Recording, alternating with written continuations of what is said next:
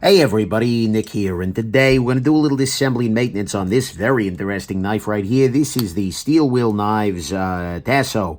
But more importantly, this is the very first knife that has ever hit the market using their ant lock.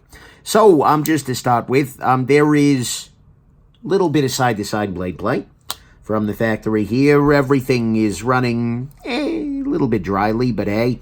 And the way you disengage this lock is that you lift this guy up, and there you go. It seems to be doing something backlocky here, but we will see when we take this guy apart, which we will indeed do right now. So this is a secret review. Top freaking secret. This guy will not be officially released until Blade Show. There is a press embargo and whatnot. And you know what? I'm happy to work within the parameters of such a thing. This will be a video that I am... Why are you not turning, bro? Oh, free spinning. Well, that's nice. There is a press embargo, and I am happy to work under the those kinds of conditions, provided that they, there's no actual demand on the content of the review. I'm happy to, time the review as you see fit.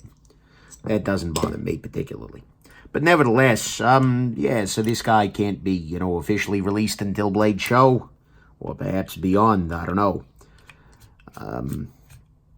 But that doesn't mean I can't take it apart. A little bit of purple thread locker there from the looks of her. And get ready and spend some time with the piece before that happens.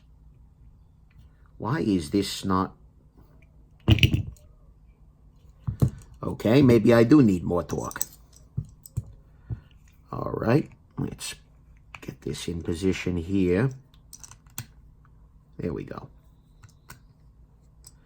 Now I can pop this out. That's the one downside. Well, I mean, there were a couple of downsides to these Scout Leather Co. ones, but drivers, that is, but they don't tend to give you a whole lot of opportunity for torque, which I'm not a big fan of. All right, let's put these guys right here.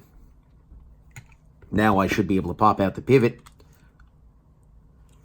And again, need a little more torque to deal with this thread locker. Whatever, not a big deal. Okay, now the question becomes, am I doing this backwards? Yes, okay. So I was turning that guy and it wasn't working. So rather than just trying to push through, I cut bait and decided, you know what, we're going to go ahead and try the other side, which is good because I bet the first side was fixed in place. Yep, it is a non-free spinning pivot. What this likely means, though, is that I actually did need to remove the other screw on this side. We're going to go ahead and try and take this guy apart. Nevertheless, lift this guy off.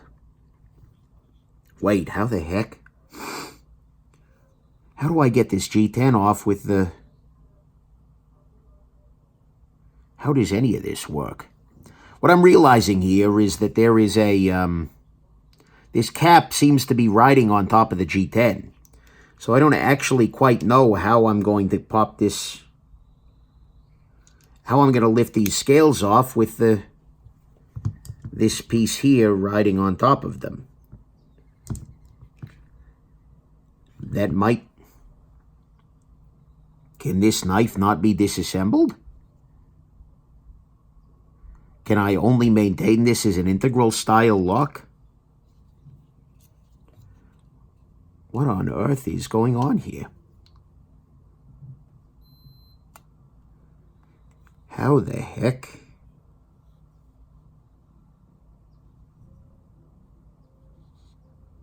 Sorry, guys, this is just... it's boggling my brain here. I know they put this damn thing together somehow, but maybe they JB welded on this handle here afterwards, and there's just no way to... Or is that a different piece of G10? No. No, that's continuous. Wait, what? I have no idea what just happened, but this separated. All right, here we go. All right, just lifting this guy off of here. Let's see what's going on. Please don't let anything go flying. because that means there's a spring. And if there's a spring, I'm going to have a bad time. So right now, just to give you a sense of where we're at, we have these three different... Yeah. And then... Oh, I see. Okay, now that makes sense. Okay, now we can lift this apart here. So there is a backlock spring. It looks like this. It is held in place by these two things, and then that one there. Pardon me. Then that means that this is actually a backlock. Okay, we got it. We're all good to go now. So here we are.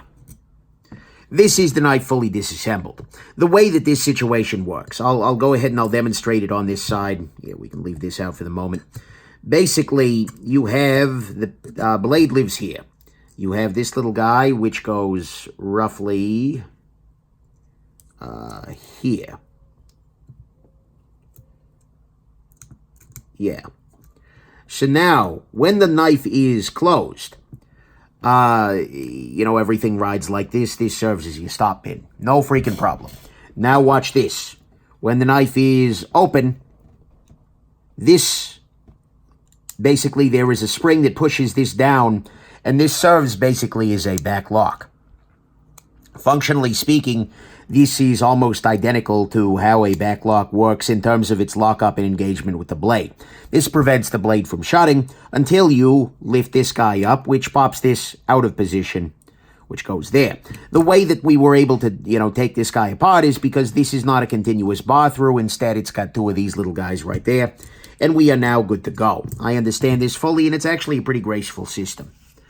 All right. Oh, boy. That one got a little confusing there for a second, but now we understand what's going on.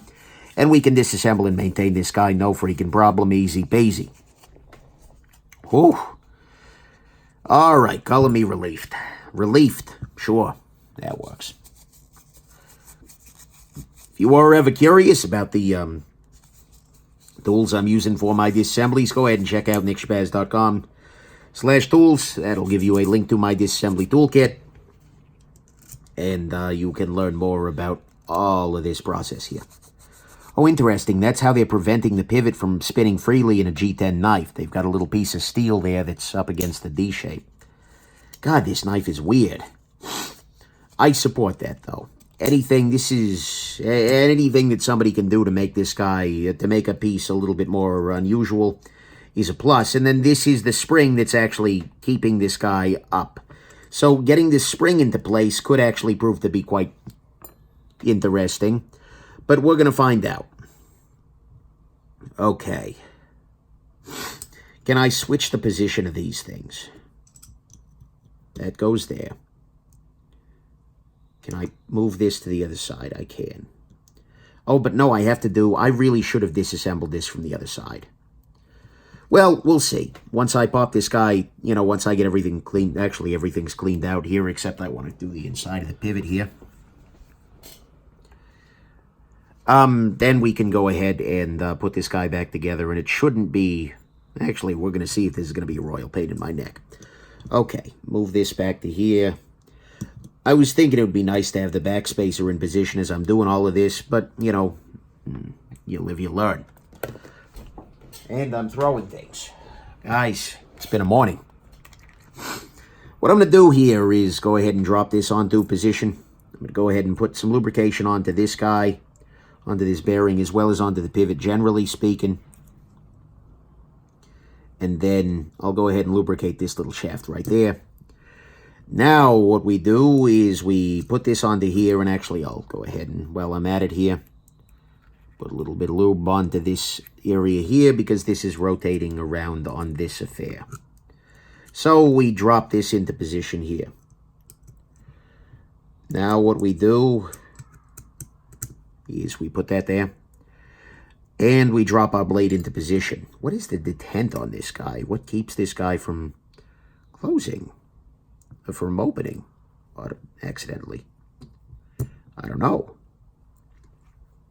Either way, we'll find out. Here we go. That was a little too much. Whatever. Okay, there's that. Now, here comes the fun part. This piece,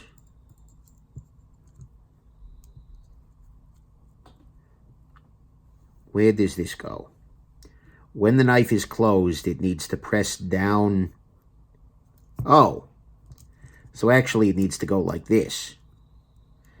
And it just needs to loop over the top of that, which means that this is providing downward force such that this falls into position there. Well, that was easy. That was like too easy. Can this... Is it a trap? This feels like it might be a trap. This seems to be working out okay. Oh, here's my problem. The backspacer. The backspacer, you see, is an integral part of holding that spring in position. It seems to add a little bit of additional tension onto the spring. So my problem here is that the backspacer is not in position, and therefore the backspacer doesn't want to go into place. What can I do here? Oh, because the backspacer has a hole for this pin right here. That's, oh God. Okay, so here's how we're going to try this instead. I'm going to remove this spring. I'm going to try and move this pin here, so it isn't actually being propped by the pin, it's being propped by the backspacer.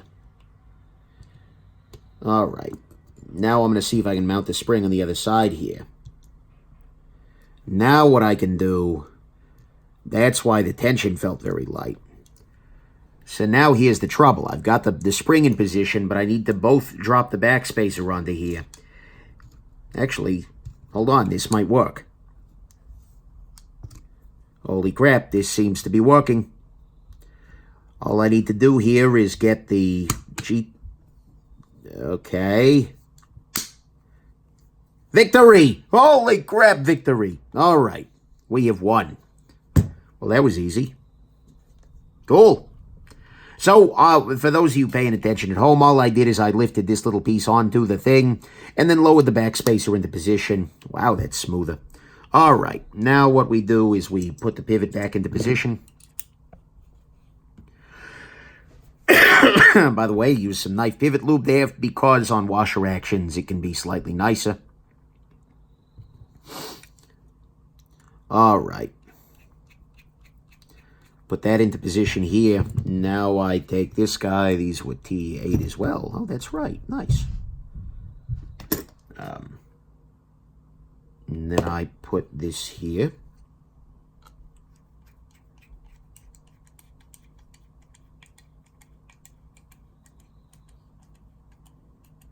Oh, that's right. It's free spinning. Ah, damn it, Steel Will. Learn. Stop. Do better. All right. And let's go ahead and pop this guy in to position. All right. I'm going to tighten this down a little bit more using this extra driver here to hold the backside that is spinning freely. There we go. Same little ditty over here. Looking forward to actually carrying this knife, seeing how it works in practice. No play, very slow action. Let's loosen this up a little bit. A little tiniest bit of play. So what serves as your detent here? Oh, okay.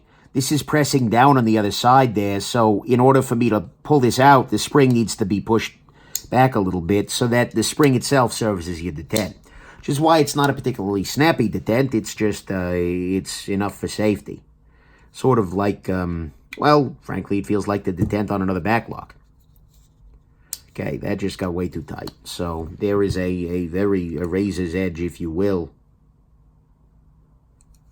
as he tries to tighten the side that cannot turn. Nice. Centering is right on target here. No play. I imagine once this wears in a little bit more, it might improve in action. But that said, perfectly safe at this point. Everything locks up beautifully. Oh, that's the other thing I should do. I should lubricate this part back here. Oh, yeah, that makes things a little better. Good. Alrighty, beautiful. So there you go. That is your Steel Will Tasso here with your new ant lock system. You now understand how that works. I now understand how that works. Hey, win-win. And I hope this has been interesting to you, and have yourselves just an absolutely wonderful rest of your day. Bye now.